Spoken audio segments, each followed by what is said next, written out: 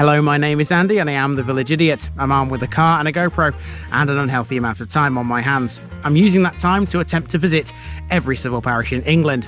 You're watching the Leeds series. The city of Leeds is one of the 5 metropolitan boroughs of West Yorkshire.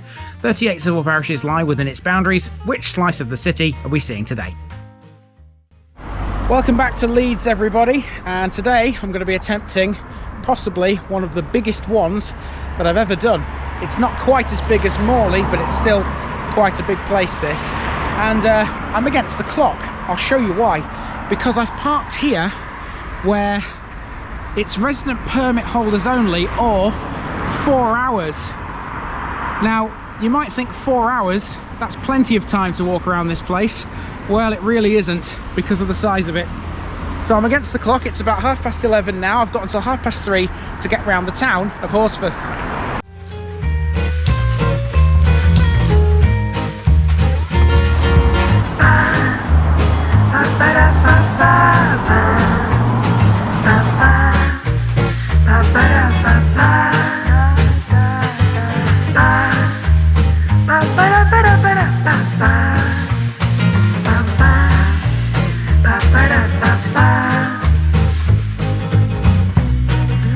This Leeds video is sponsored by Past Days, a family history blog by June Terrington. You'll find her link in the description. Here's my disclaimer for people who may be watching me for the first time. I say things as I would in my native accent and dialect. As a result, I may not pronounce things in the same way as the locals do. Remember, I'm a visitor. It's impossible to know everything. Leave me a comment, spin me a like and bash that subscribe button. Let's get to today's parish video. Welcome to Horsforth, which is a town lying about 5 miles northwest of Leeds city centre. It's historically a village that was within the old West Riding of Yorkshire. It became part of the City of Leeds Metropolitan Borough in 1974. In 1999, a civil parish was created for the area and the parish council voted to rename itself a town council. Horsforth was recorded in the Domesday Book under 3 names: Horsford without an E, Horsford with an E, and Hoseford with an E. The name derives from Old English and it literally means horse or horse's ford. This refers to a river crossing on the River Aire that was subsequently used to transport woolen goods to and from Pudsey, Shipley and Bradford. The original ford was situated off Calverley Lane but was replaced by a stone footbridge at the turn of the 19th century. Until the mid-19th century, Horsforth was an agricultural community.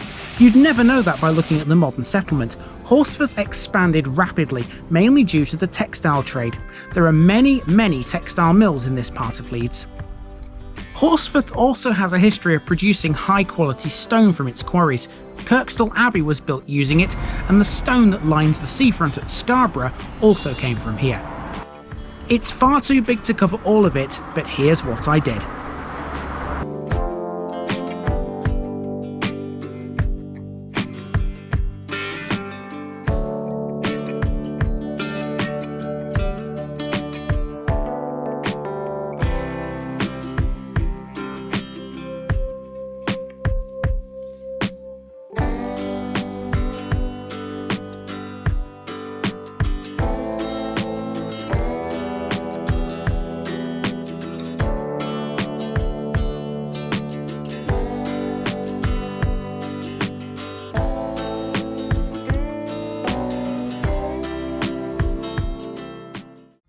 Okay, here we go, and we begin at a cricket club on Brownberry Lane. This is where Horsforth Cricket Club play, but there's 2 cricket pitches on this route. The second one we'll encounter later in Horsforth Hall Park. Brownberry Lane ends at a roundabout where there's a religious building. This is Lister Hill Baptist Church. There are at least 10 churches in Horsforth, all for different denominations. We won't see them all. There are many pubs in this place too. Here on the roundabout is the Old Bull. Horsforth has a relatively high number of bars and pubs of varying types, from traditional pubs going back to the 17th century to more modern cafe bars and lounges.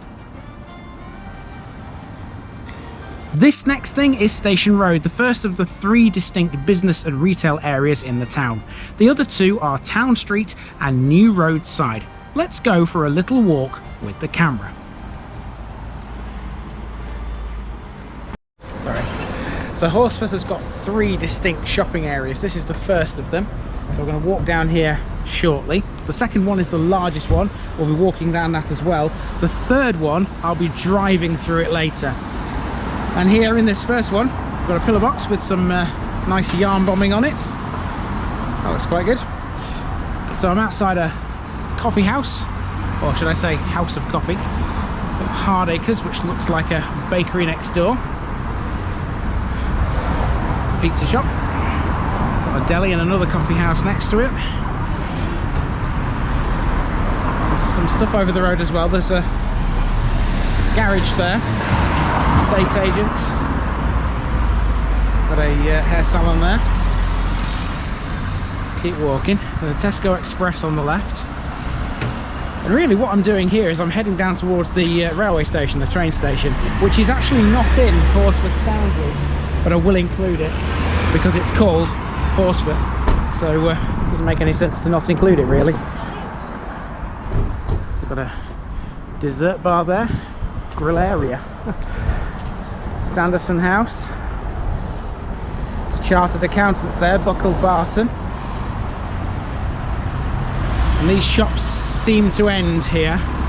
Oh, maybe not, because there's a chippy just over here. They're called the Cove as well. Okay. Right, let's head for the station then next. Despite the town being very large, Horsforth hasn't seen a vast number of chain stores spring up everywhere, save for maybe the very centre of the town, which we'll catch later. There's still plenty of independent businesses. Architecture-wise, as we walk around, you might notice a large percentage of sandstone buildings here. Horsforth has more of these than any other part of Leeds. Sandstone was sourced from local quarries. That brings us to the station. Only half of Horsforth Station is within its boundaries. The railway line itself forms part of the eastern boundary. Nonetheless, this serves Horsforth, Cookridge and Tinshill and was opened in 1849. It's on the Harrogate line. There were plans for a neighbouring station called Horsforth Woodside to be built on the same line just south of the town. In 2015, however, those plans were scrapped and this remains Horsforth's only station. So this is Troy Road, where there's some old mills just there. Talk a bit about those next. Mills were a big thing in Horsforth during the Industrial Revolution. A lot of them were situated in the valley to the east of the town along the line of Horsforth Beck, which is sometimes known as Oil Mill Beck. The mills served the textile trade. The most impressive of all the mills in the town is without question Horsforth Mill, located in Horsforth Woodside, where the station was planned to be built. It's been transformed now into luxury apartments. There's a picture of it coming soon. Modern industry has now taken over. Office blocks like, for example, Lister House are attractive to businesses because Horsforth benefits from being located both on a railway line and close to the Leeds Outer Ring Road. A lot of these more modern businesses are located away from the town centre. As we reach the top of Lister Hill, we start our journey south now into that town centre along a road called Long Row. I'm loving this. This is a very sort of modern area, and in the middle of it all, you've got this very old pub, the Queen's Arms. That's looking resplendent, isn't it, with the flowers on the wall? Wouldn't mind a pint or two in there. Horsforth lies on the number 27 Leeds to Guiseley bus route, much like neighbouring Rawdon does. You can also catch the 50A to Seacroft here, and there are further routes which pass through other areas of the town. As we continue south along Long Row, we pass another pub. This time it's the Brownlee Arms. This was named to honour the Brownlee brothers who grew up in the local area. They won medals at the London 2012 Olympics. Long Row becomes Church Avenue at this point, a new road which acts as a town centre bypass. Its old route continues via this dead end off North Broadgate Lane. At one time, this would have been one continuous main street. Church Avenue also cut Lee Lane East into two parts. As a result, the address of Horsforth Beauty Suite and Tanning Studio, seen here, is Lee Lane East and not Long Row. It's located inside what was an old blacksmith shop. So where Long Row ends, Town Street begins, and this is the main shopping street now in Horsforth. Doesn't look like it from here, but trust me, as I walk down this street, you'll see it is indeed Horsforth's centre. The pubs continue, and the Malt Brew House seen here, which has its own on-site microbrewery, is notable for a pub game rarely seen in Britain nowadays. This houses Horsforth's first known shuffleboard table. At this point, an aeroplane passed overhead as it headed into Leeds Bradford Airport. The airport is a very short distance away from here, which is another reason why Horsforth is quite an attractive place for commuters. Here's some more shops. I was particularly loving the name of the one in the middle, World of Stuff. It sells vintage and retro games, toys, collectibles, antiques and other unique second-hand items. This impressive sandstone building houses Horsforth Library, and it's connected to the Brownlee Stone Centre. Above the door you can see what it used to be. It was a mechanics institute. One thing you probably haven't appreciated yet, because there's music in the background of my videos, is how quiet this town centre is. If I just stop talking just for a second, have a listen.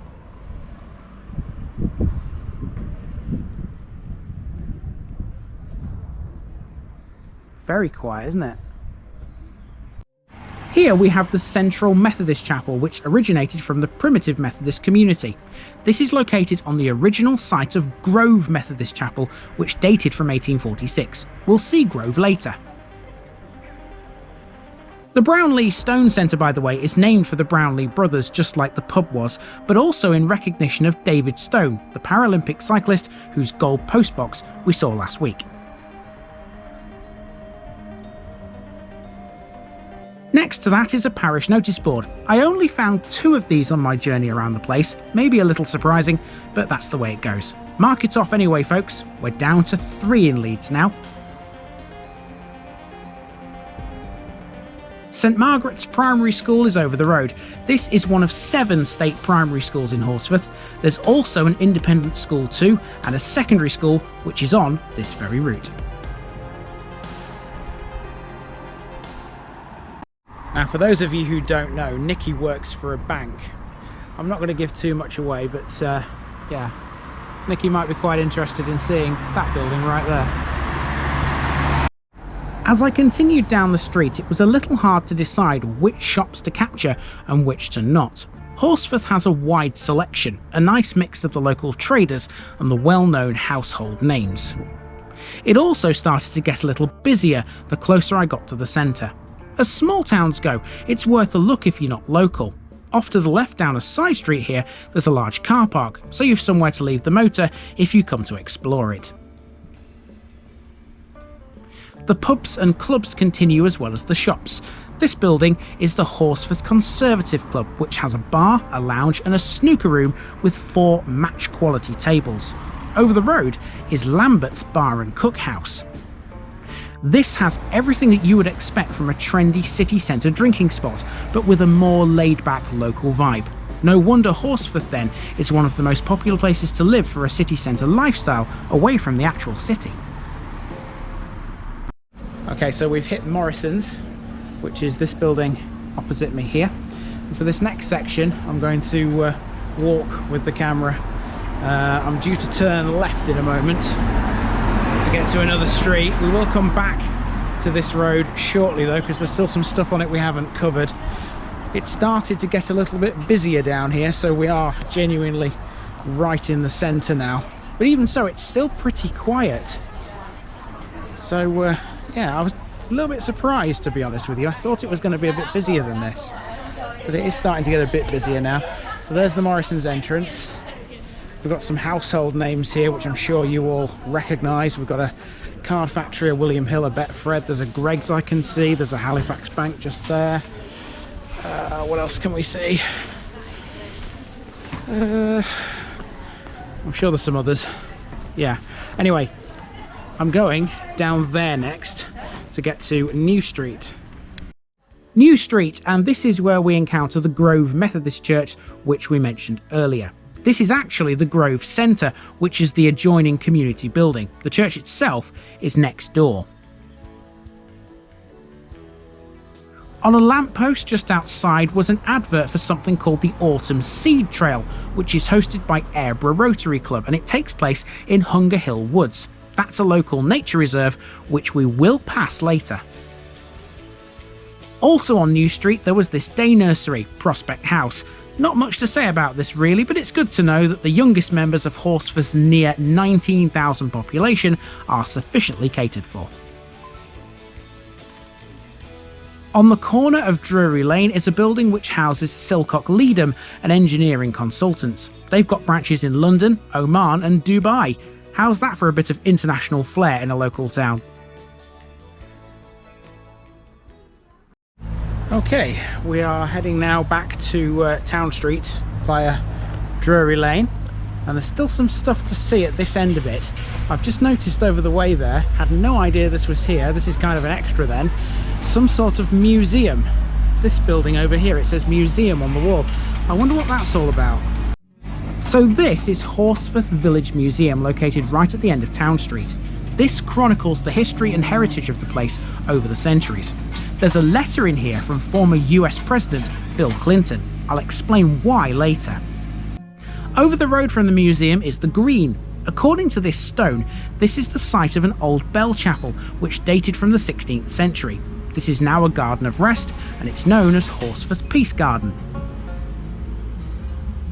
There's a couple of pubs here. The Old King's Arms, a thoroughly modern British pub, has quiz nights and live music, and the Black Bull over the road is one of Horsforth's oldest pubs, which was first granted a licence in 1758. Almost done now with the centre of the town, we'll take a look at it from the other way. From this direction we come across the post office on the right. Time for another little wander with the camera.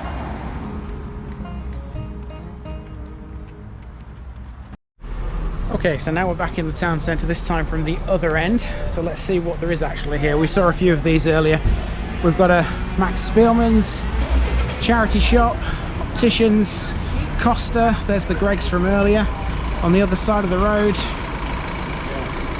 more charity shops. There's a pub and a dining room there, another charity shop there. So yeah, there's a fair selection of stuff here in Horsforth.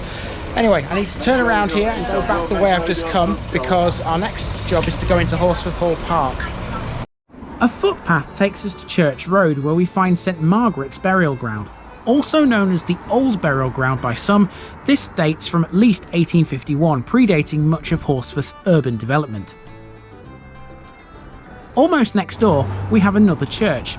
This is the former church hall for St Margaret's Church, which we've yet to come across, by the way. It changed hands in 2016 and was renamed to the Emmanuel Baptist Church. Over the road is Fink Hill, and here we find a clock. This was erected in 2002 to mark the Golden Jubilee of Queen Elizabeth II, and opposite the clock is one of the many entrances to Horsforth's pride and joy. We're about to go into Horsforth Hall Park, which is enjoyed by the local people every day of the year. With the sun shining, I knew this part of the route was going to be fantastic.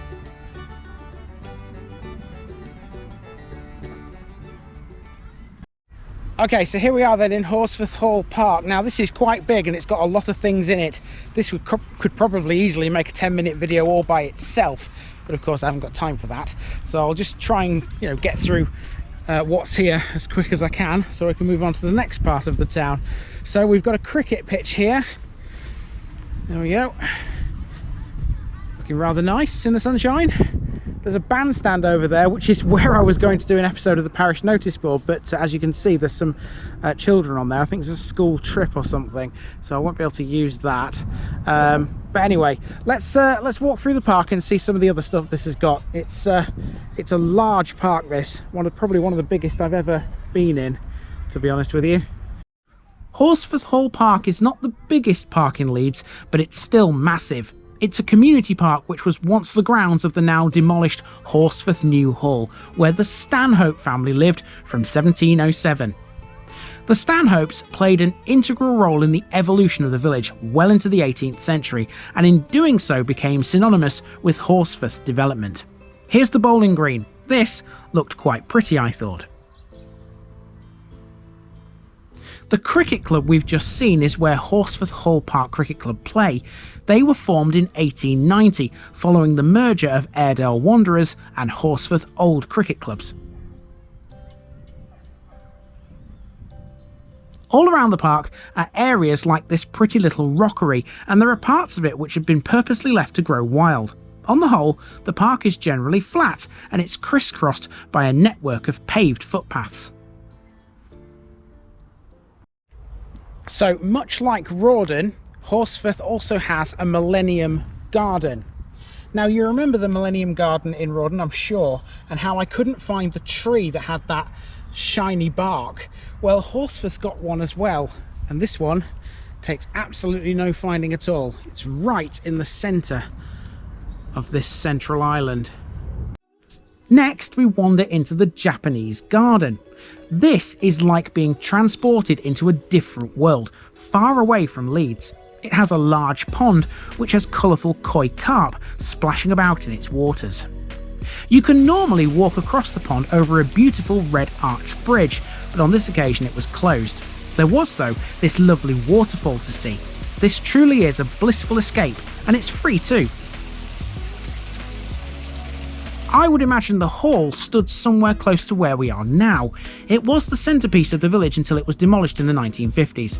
Both it and its parkland were bought by William Matheson in 1932 and gifted to the people of Horsforth. As we leave the park, we come across a hornbeam tree. This replicates the single tree of the same species which survived the Battle of the Somme in 1916. It serves then as something of a unique war memorial for the town. You see what I mean? There's a lot in this park, isn't there? I usually wouldn't spend this amount of time in a park. And I haven't even mentioned the little playground, which you can find here as well. That's right on the entrance. So, yeah, that's Horsforth Hall Park, a big one. Now, our next major landmark is another church. What I believe to be Horsforth's main church, although there are at least 10, like I said earlier, in this place. So we'll head for that through a little housing estate next. With its tall spire dominating the skyline, the Church of St Margaret is the tallest building in Horsforth.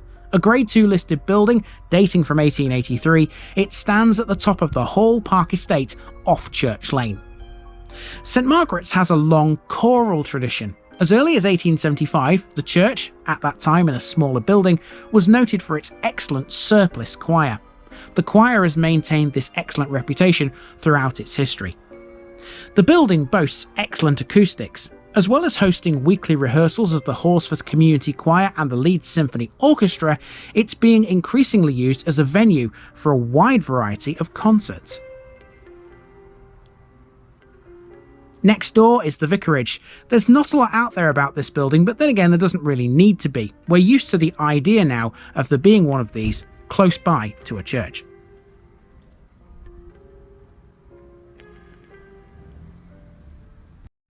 Okay, we're not doing badly for time. I've just had a quick look at the time and we're just about at the 2-hour mark, so that's good. I'm well over halfway, so I think I will get back to the car before the 4 hours expires. Now, we've only really got a handful of landmarks left, and 2 of them at least are educational in nature. And the first one of these is a school. Let's go and find that now.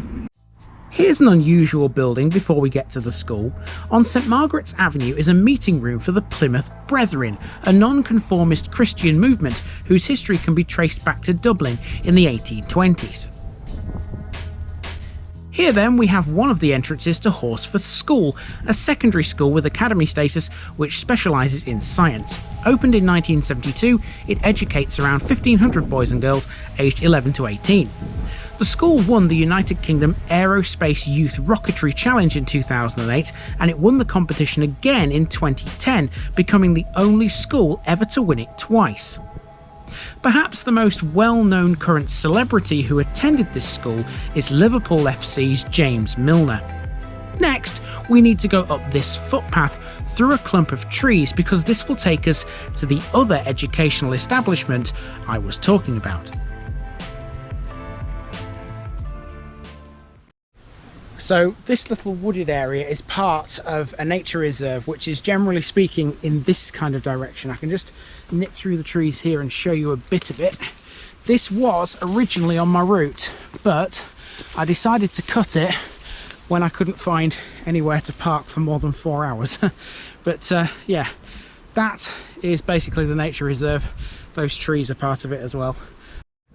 Named Hunger Hills Nature Reserve, this was once covered by a native woodland which was lost to bell pit coal mining in the 18th century. The Stanhopes replaced it in 1785 and it's now designated common land. This footpath takes us through the grounds of a university. I believe this is a channel first, as we've never encountered one of them before. This is Leeds Trinity University, formerly known as Leeds Trinity University College. It's now an independent university after existing for a period of time as an accredited college of the University of Leeds. It's also been known as Leeds Trinity and All Saints in the past too. Here we see its sports field. The footpath we're on takes us between the main university buildings and the sports field, and I quickly discovered this was a brilliant place to catch planes flying into Leeds Bradford Airport.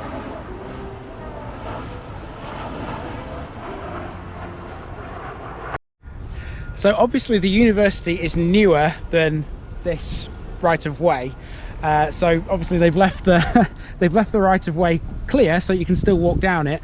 Although I've got to admit, I do feel a little bit like I'm in the maze, the third task of the Tri-Wizard tournament at the end of the Goblet of Fire in Harry Potter. I'm half expecting to see Fleur Delacour in here somewhere and Victor Crumb. The university was originally established in 1966 as 2 Roman Catholic teacher training colleges, providing qualified teachers to Catholic schools. At that time, there was a great demand for new teachers due to the post-war baby boom. However, it's gradually expanded and now offers foundation, undergraduate and postgraduate degrees in a range of humanities and social sciences. It's only had full university status since 2012. In 2009 and 2010, the campus underwent major developments and refurbishment, most notably the new student accommodation block named All Saints Court, which features 198 bedrooms. Almost directly opposite the university, there's a rugby club, which is our finishing point. Yarnbury Rugby Football Club, founded in 1872, play right here. They have 5 men's teams and a thriving junior section. So it looks like there's a training session going on here, so we'll not get too close to these guys. And there you go, this is Yarnbury Rugby Football Club, which, by the way, does all these things as well as rugby, which is quite cool. That's their website there, phone number there. If you need anything like that, you know where to go around here. Anyway, time for me to head back to the car now. We are virtually around, and it hasn't taken me anywhere near as long as I thought it was going to. And you know the great bit about this last bit? It's all downhill. Time for today's picture bit, and I'm going to give you 15 of them instead of the usual 5 today, like I did with Morley, because this place is so big and I definitely can't cover it all on foot. So yeah, Horsforth's picture bit coming your way right now.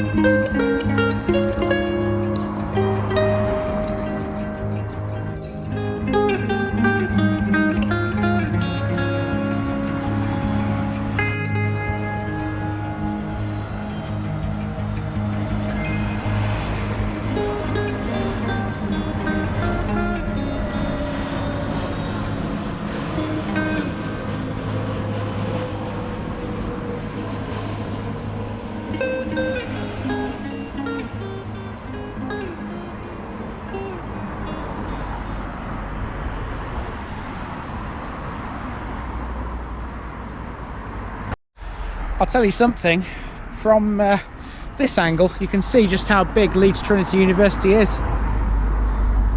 It's a really large campus. I mean, obviously you've got the main buildings there. We saw a couple that are behind that.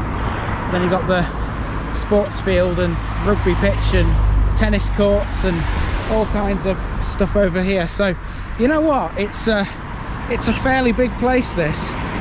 You don't realise it when you look on the map, but there you go. That is the university and all its grounds, and I am just a few paces away from the car, which is just beyond that corner there. And to finish this video off, I'm going to be driving through the other retail area which I spoke about right at the beginning, as I head into Leeds to do what else I need to do today. So yeah, that's pretty much it. This has been the parish of Horsforth, or should I say the town of Horsforth, and I've been Andy, also known as the Village Idiot, and I'm out. So the area we're about to take a drive through is New Road Side, which is the last of the three busy shopping areas. It's the A65 and it runs into Leeds, passing Kirkstall Abbey on the way. This is my last chance to squeeze in any other information. So we'll start with the Scout and Guide hut located on New Road Side, which you've just seen in the picture bit.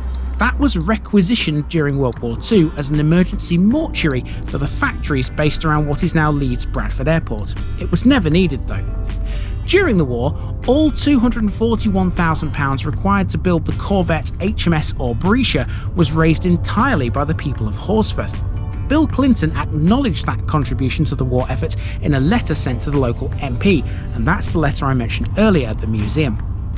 As well as James Milner, Horsforth has had a few other famous people grace its streets, including Matthew Lewis, best known for portraying the character Neville Longbottom in the Harry Potter films. Former Labour Party leader Ed Miliband attended Featherbank Primary School, and his brother David attended New Leeds Primary School when their father was professor at the University of Leeds. Oh, and how's this for a bit of culture? In October 2020, Horsforth was named the most musical village in Britain, as it was revealed that 22 homegrown acts were in the running for the charts with their latest singles. The more you know, eh? Time for me to go. I hope you've enjoyed this one. Thanks for watching, and I'll see you next time somewhere else in Leeds.